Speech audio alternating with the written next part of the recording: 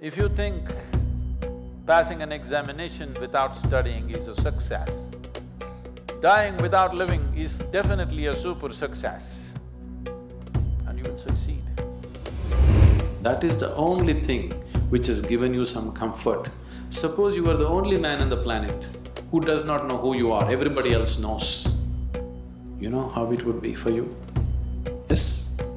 You don't know who you are, you're busy in the world. Does it make any sense or does it sound like madness?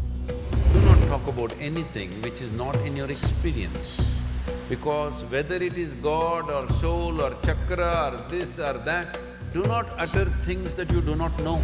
Your experience of life is absolute, not in comparison with something else.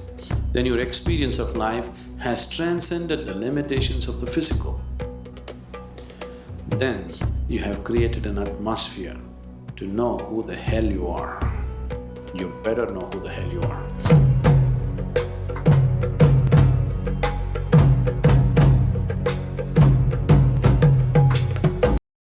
So I wanted to ask, after I am a Y21, means this is my first year.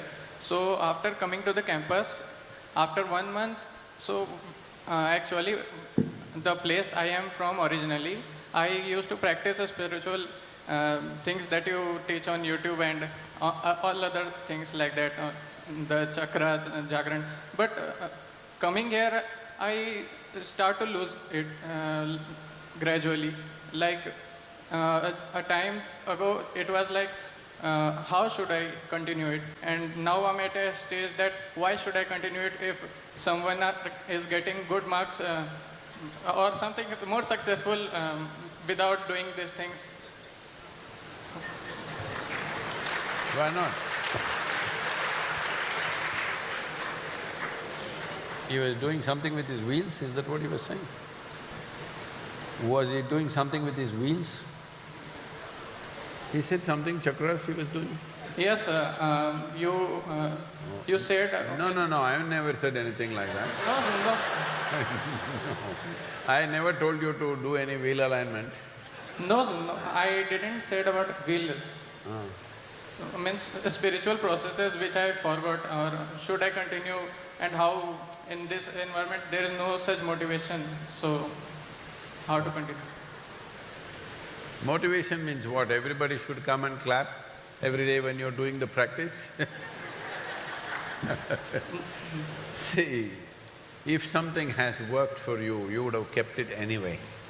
If you're doing it because you think it's something great, those things will fade away. If something is genuinely working for you, will you stop it? You won't stop it unless you get lost in some other kinds of habits and stuff. You will not stop things which are really working for you. So I don't know what wheel stuff you were doing. So one important thing we need to understand is, spiritual process means it's a seeking. It is not about believing something. A religious process means you believe something. Spiritual process means you seek. If you want to seek something, you become a genuine seeker only and only when you realize, I do not know, isn't it? I know but I seek. Is it possible? You're a vested interest. You can only seek, genuinely seek, when you realize you genuinely do not know. I do not know is a tremendous possibility. So don't talk about things which are not in your experience, because unfortunately everywhere in the world, but particularly in India, because we have had 10, 15, 20,000 years of spiritual history and so much culture behind us, everybody likes to use spiritual jargon all over the place. Can you bring this much sincerity into your life, all of you? What I know, I know. What I do not know, I do not know. I don't have to deny what I do not know, I just don't know, that's all.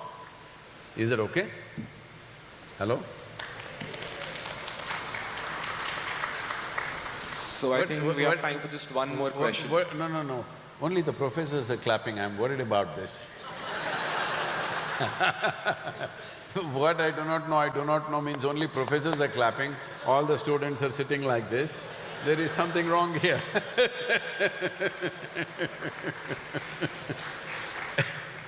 We'll come to you.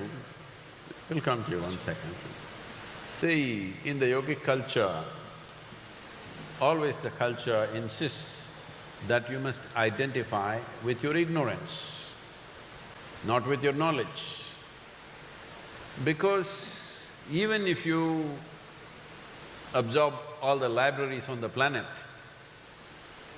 in this limitless cosmos, where we do not know where it begins, where it ends, what you know is a minuscule. Whatever you identify with, you generally become that. See, now you say, I'm an Indian. How? Just identified with that, isn't it? Whatever race, religion, caste, creed, nationality, gender, everything is an identity. If you identify with something, you become that. If you identify with your knowledge, you will become a minuscule. But our ignorance is boundless, isn't it? If you identify with your ignorance, you will become boundless. So, do not talk about anything which is not in your experience. Because whether it is God or soul or chakra or this or that, do not utter things that you do not know. I do not know is a tremendous doorway. If you destroy that doorway, you will only have imagination going on, hallucinations going on. Question is, how to pass exam without study? Oh, Narendra Singh. How to pass exams without studying? My wish and my blessing is… My wish and my blessing is you should not pass.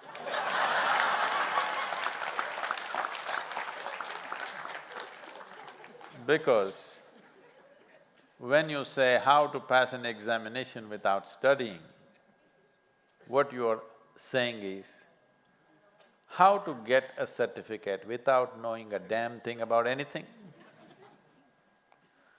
So if you become a doctor, without knowing what you should know, you passed and became a doctor, we don't know how many lives you will take. Without studying or without knowing what you should know, you became an engineer. You build the Kolkata bridge.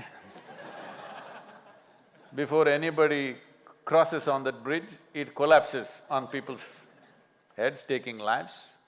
We don't know what other disasters you will cause. What has happened to you is just this. You have empowered your ego and enhanced your desire. Now, what you need to do is this. You need to empower your intelligence and enhance your competence. This is what you need to do. This is what education is about, this is what life is about. But unfortunately, you think education is about passing an examination. Education is not about passing an examination. Education is about learning. It looks like the world has forgotten about this. So those who want to pass examinations without studying, those who want to win without playing the game, those who want to be honored for things that they have not done, these people will achieve one thing: they will die without living. This one thing they will achieve. Because if you want to live, you must involve, you must empower your intelligence and competence. In doing something to the best of your ability, there is fulfillment in this, there is joy in this, there is life in this. In passing an examination without studying, in winning a game without playing, in being honored without deserving,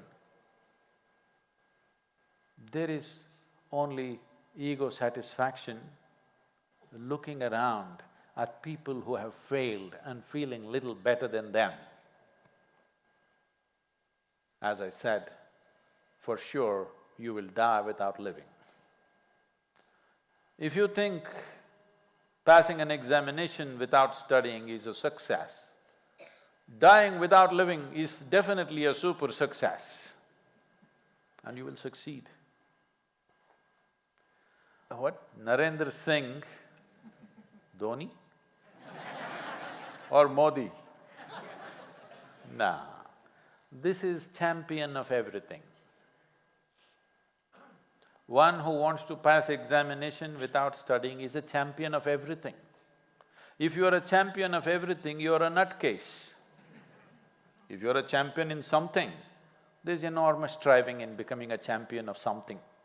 You are a champion of everything because you are a nutcase.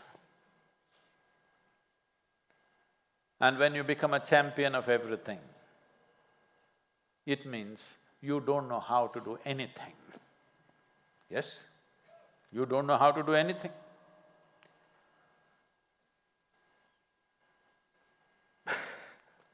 Narendra Singh.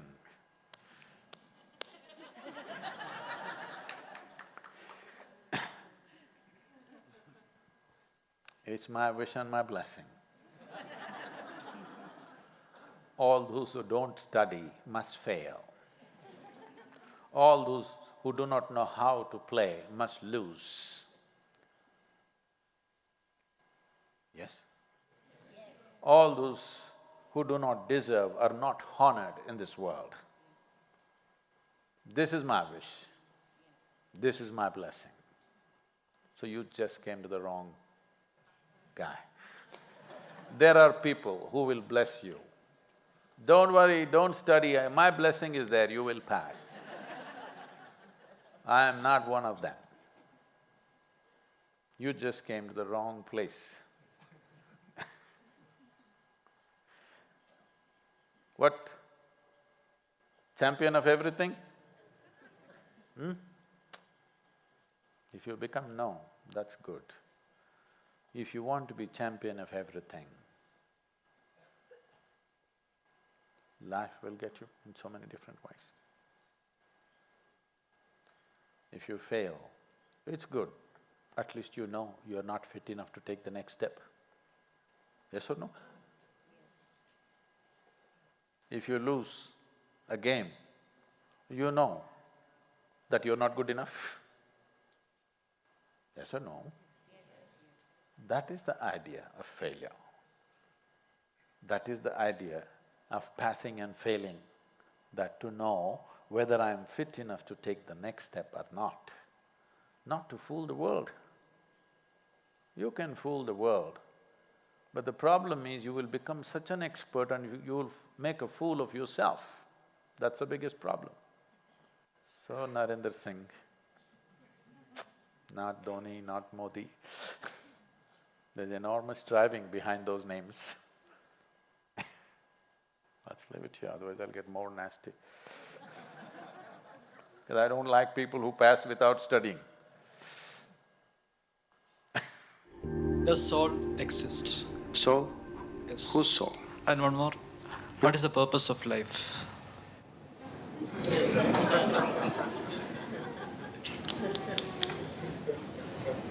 You're just asking very big questions without understanding the significance of the question.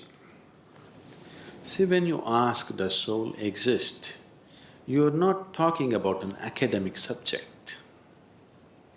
You're asking, what is the nature of who I am? Or you're saying, I don't know a damn thing about myself, please tell me. Yes? Isn't it? You're asking this very easily because you have not been touched by the pain of ignorance, the pain of not knowing who you are. It has not torn you apart.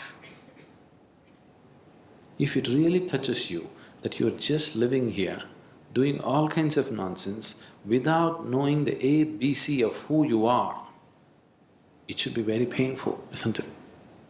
That pain has not yet touched you. You're mouthing questions. It's not sunk deep enough. So every day you must remind yourself, at least spend 10 minutes in the morning, just see what an utter idiot you are. You don't know anything about yourself, but you're busy with all kinds of nonsense in your life. Every day, just 10 minutes, remind yourself as intensely as possible your ignorance of yourself. Then slowly the pain will sink. When it becomes so painful that you can't bear it, knowing will not be far away, it's one moment. If I say, yes, you have a soul, but can you walk better? What use is the soul? Did they put any kind of utility to the soul? These two are useful. That other soul that they're talking about, is it of any use? It's of no use. So don't talk about it. And if I tell you it is there, what does it do to you?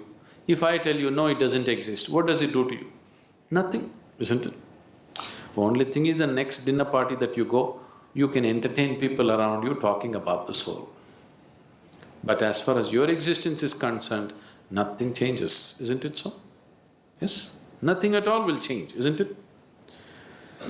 So if you're asking the question, fundamentally you're asking the question, what am I? Who am I? When you are here, are you alive? You're alive. When you're here alive, what is the way to know who you are? Is it not really ridiculous and insane that you must ask me, please tell me who am I? This is like two psychiatrists were walking on the Kovalam beach one day. One of them looked at the other up and down and said, "You seem okay. How am I?"